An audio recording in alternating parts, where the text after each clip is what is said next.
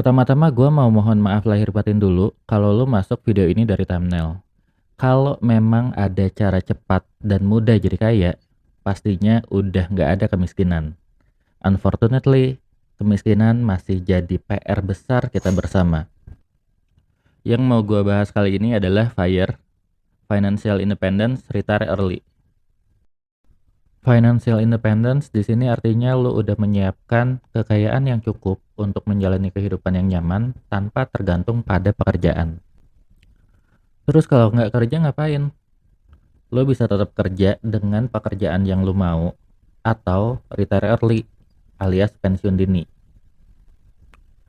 Tapi di sini pensiun dini ini sifatnya opsional karena kalau lo happy dengan kerjaan lo, ya ngapain juga pensiun. Highlight gue di video ini lebih pada financial independence untuk terbebas dari masalah keuangan dan lebih punya kebebasan terhadap apa yang lo mau kerjakan atau bagaimana lo bekerja. Ada beberapa alasan kenapa kita perlu menuju financial independence. Yang pertama,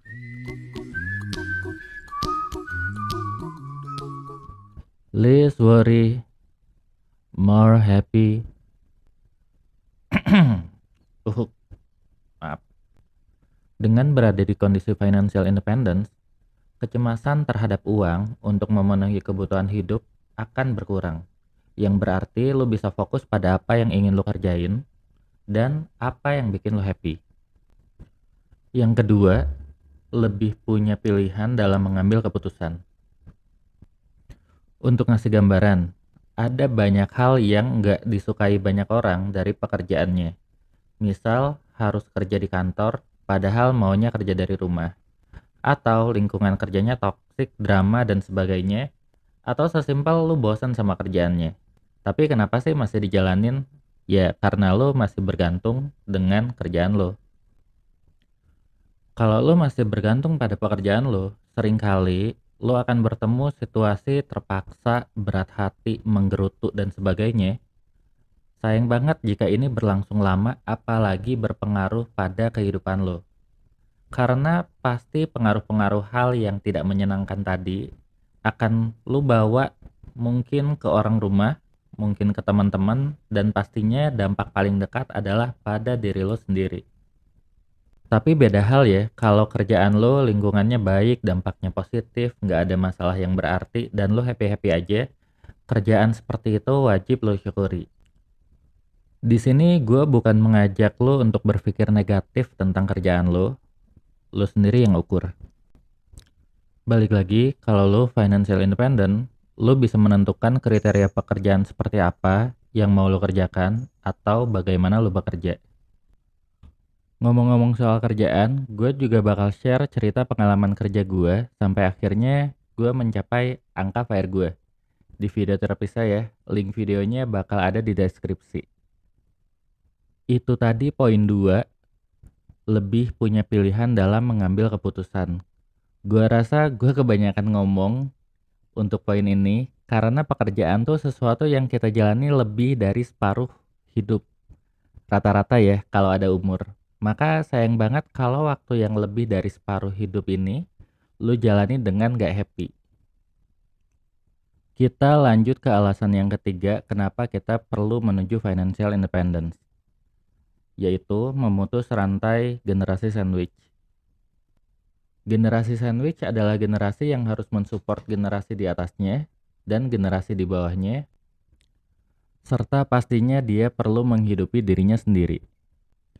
Sebenarnya gue nggak gitu sependapat dengan istilah generasi sandwich. Ini juga akan gue bahas terpisah di video lain. Itu tadi 3 alasan kenapa kita perlu financial independence. Kalau lu punya alasan lain, tambahin di kolom komentar ya.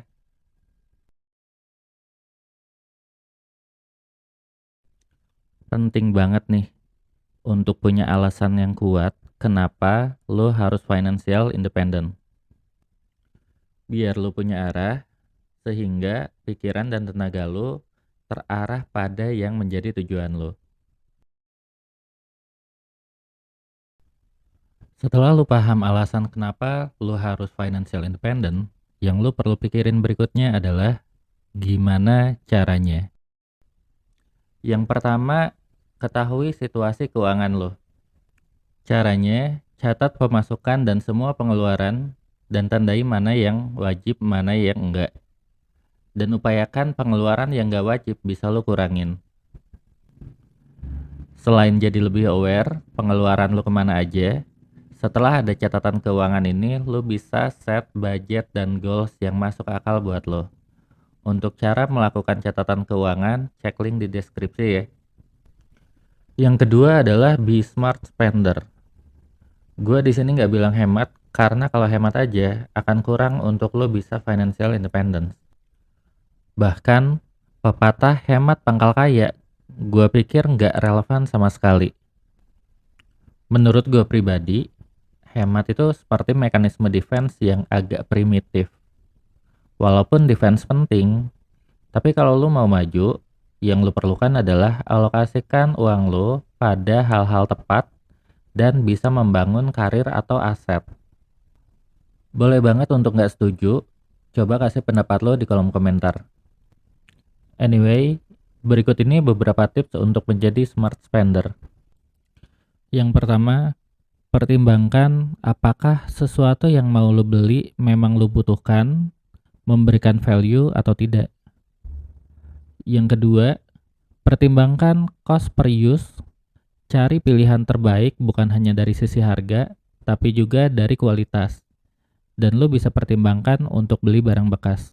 Lo bisa cari promo, tapi hati-hati jadi terburu-buru dan mengesampingkan pertimbangan-pertimbangan lain. Kalau memang udah sesuai pertimbangan dan promonya oke, nggak ada salahnya lo gas tuh promo. Yang ketiga, alokasikan untuk beli kursus atau sertifikasi yang bisa upgrade skill atau karir, karena investasi terbaik adalah pada diri sendiri. Yang keempat, alokasikan hadiah dan sedekah. Saat lo memberikan kebaikan, kebaikan bakal datang lagi ke lo. Yang kelima, alokasikan untuk investasi yang lo udah benar-benar ngerti. Itu tadi cara-cara untuk jadi smart spender. Feel free ya kalau mau nambahin di komen. Kita lanjut ke cara yang ketiga untuk bisa mencapai financial independent, yaitu tingkatkan penghasilan. Ngomongin penghasilan, lo perlu tahu ada 3 jenis penghasilan. Yang pertama ada active income atau earned income. Di sini lo menukar uang dengan waktu lo pada sebuah pekerjaan. Yang kedua ada portfolio income atau capital gain. Contohnya beli tanah di tahun 2018 harganya 100 juta, sekarang di 2023 harganya 400 juta. Tergantung lokasinya juga ya. Contoh lainnya, beli emas di tahun 2018 harganya masih 600 ribuan dan tahun ini 2023 kisarannya udah 1 juta. Dan juga contoh lainnya saham. Ada yang di tahun 2018 harganya Rp300, sekarang di tahun 2023 harganya mencapai Rp800. Tapi ini pun tergantung performa perusahaannya. Kita lanjut ke penghasilan jenis ketiga, yaitu passive income. Contoh, penyewaan properti seperti kos-kosan, sewa kantor, dan sebagainya. Lalu ada juga penghasilan dari royalti seperti nulis buku, mencipta lagu, dan sebagainya. Ada juga autopilot bisnis seperti beli franchise atau lo bikin bisnis sendiri. Ada juga dividen saham dan ada juga deposito. Dari 3 jenis penghasilan tadi, portfolio income dan passive income yang memungkinkan lo financially independent. Tapi pastinya lo perlu alokasikan dana investasi yang perlu disiapkan dari sekarang. Dan active income tetap harus menjadi fokus utama lo untuk terus ditingkatkan sampai lo bisa mencapai angka FIRE lo. So, perlu pikirin juga gimana caranya active income ini bisa berkembang. Tadi kita udah bahas alasan, udah bahas juga langkah-langkah mencapai FIRE. Sekarang berapa sih angka FIRE yang lo perluin? Yuk kenalan dulu sama The 4% Rule. 4% Rule ini diteliti oleh 3 orang profesor di bidang keuangan dari Universitas Trinity. Mereka membuat penelitian tentang dana pensiun yang menganggap lu bisa ambil 4% per tahun setiap tahun saat lu pensiun, tapi dana pensiun lu nggak akan habis. Angka tersebut didapat atas asumsi keuntungan dari investasi rata-rata 7% per tahun yang kemudian dikurangi oleh asumsi inflasi 3% per tahun. Jadi 4% adalah batas aman penarikan yang akan ketutup dari 7% keuntungan investasi dikurangi 3% inflasi. Tapi nih kalau kita lihat lagi, inflasi di Indonesia nggak segitu ya. Dan sebenarnya teori ini masih diperdebatkan. Meskipun demikian, 4% rule ini bisa menjadi patokan mengenai besaran dana pensiun yang lu perluin. Ngitungnya gimana? Sederhananya, dana pensiun sama dengan pengeluaran tahunan dikali 25. Angka 25 didapat dari 100% dibagi 4%.